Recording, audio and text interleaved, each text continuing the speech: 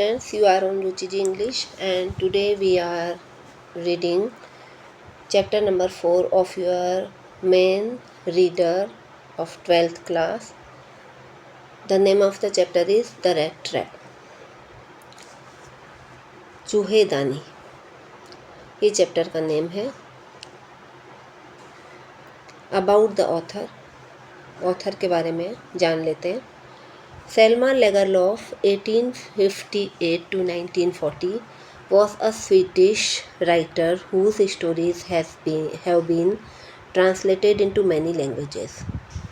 Selma Lagerlof जो है वो 1858 से 1940 तक इनका हो रहा है, काम किया है इन्होंने, और स्वीडिश राइटर हैं जिनकी स्टोरीज़ जो इन्होंने लिखी है उन्हें बहुत सारी लैंग्वेजेस में ट्रांसलेट किया गया है.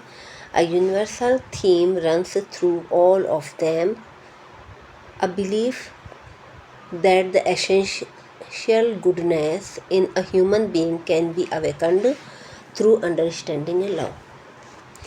इनकी जितना भी काम किया है, जितनी भी लिखा है इन्होंने, उसके अंदर एक ही यूनिवर्सल सनातन थीम चली है.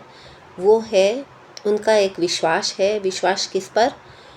गुडनेस ऑफ ह्यूमन बीइंग की, इंसान की जो गुडनेस यानी अच्छाई है उसे अंडरस्टैंडिंग यानी समझ, आपसी समझ के द्वारा और प्रेम के द्वारा अवेकन यानी जगाया जा सकता है. ठीक है, ये इनके पूरे के पूरा जो इन्होंने काम किया है उसमें थीम है ये इस चीज़ की. This story is set amidst the mines of Sweden rich in iron ore which figure large in the history and legends of the country. ये जो स्टोरी है उसका जो सेट रखा गया है वह स्वीडन की माइंस पे रखा गया है, माइंस में रखा गया है, जो कि आयरन ओर का मतलब लोह अयस्क का बहुतायत में, वहाँ पर लोह अयस्क की रिचनेस यानी बहुतायत है वहाँ पर. विच figure large in history and legends of the country, और जो हिस्ट्री में भी यानी इतिहास में भी और इस कंट्री के, इस देश की कथाओं में भी, लीजेंड्स यानी कथाओं में भी यह बहुत ही फिगर लार्ज, बहुत ही महत्वपूर्ण स्थान रखती है. This story is told somewhat in the manners of a fairy tale. ये जो स्टोरी है वह किसी फेरी टेल यानी कि परिकथा, फेरी टेल का मतलब परिकथा के रूप में कही गई है.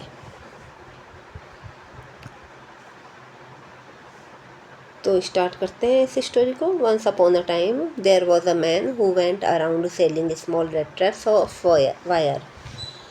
एक बार की बात है कि एक आदमी था जो कि इधर उधर जाके घूमता फिरता क्या करता रहता था, वायर की यानी तारों की बनी हुई चूहेदानी को बेचा करता था.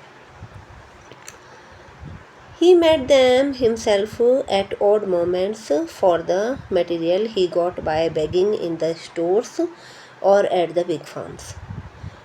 वह उन चूहेदानियों को खुद ही बनाता था और मोमेंट्स यानी जब सब लोग सो जाते हैं या इस तरह से ये चूहेदानियों को बनाया करता था.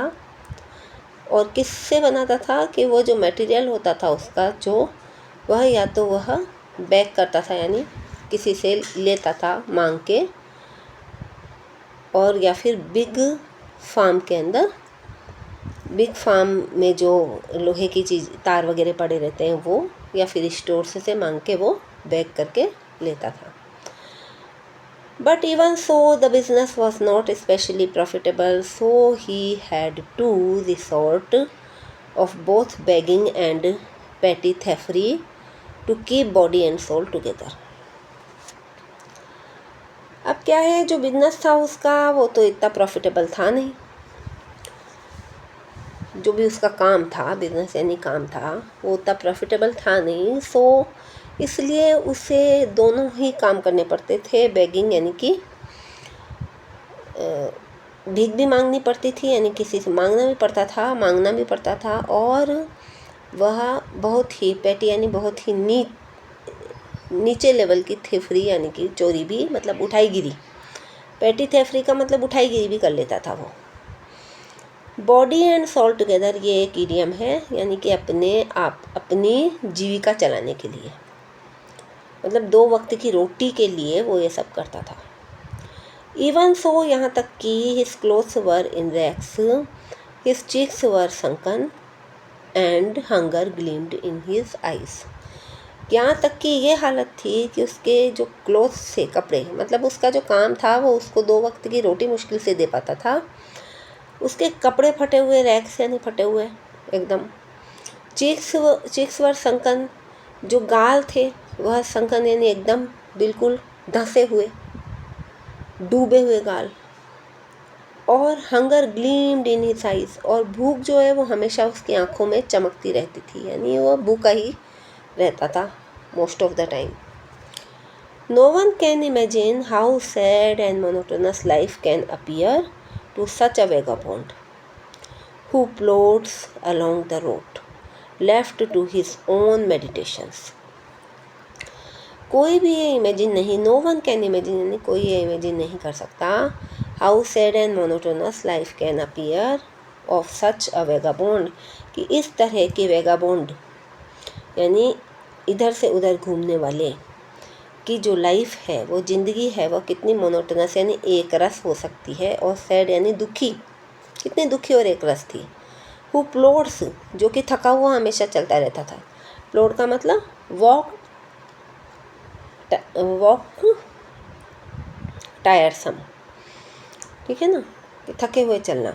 अलोंग द रोड, रोड के सारे चलता रहता था। Left to his own meditations, और अपने ही ख्यालों में, मेडिटेशन यानी ध्यान में, अपने ही ध्यान में गुम रहता था।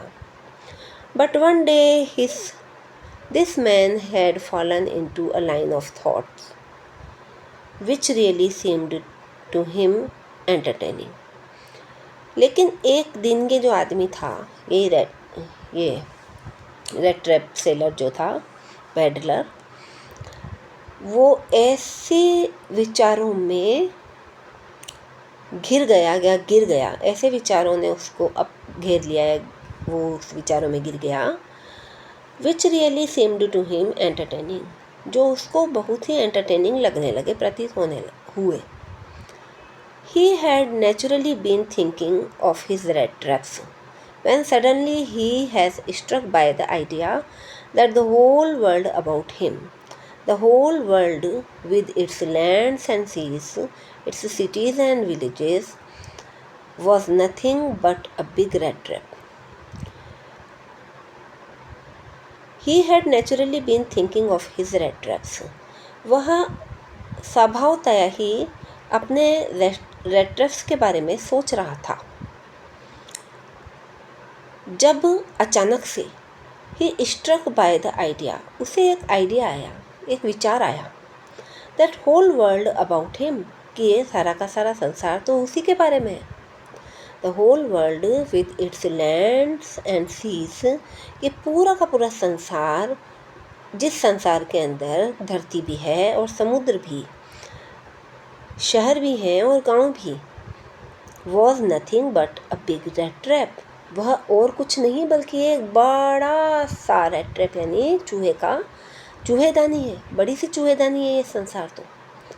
It had never existed for any other purpose than to set baits for the people, ये जो संसार है वह और किसी पर्पस के लिए और किसी उद्देश्य के लिए है ही नहीं, बस इसका एकमात्र उद्देश्य है कि लोगों को एक चारा डालना, है ना।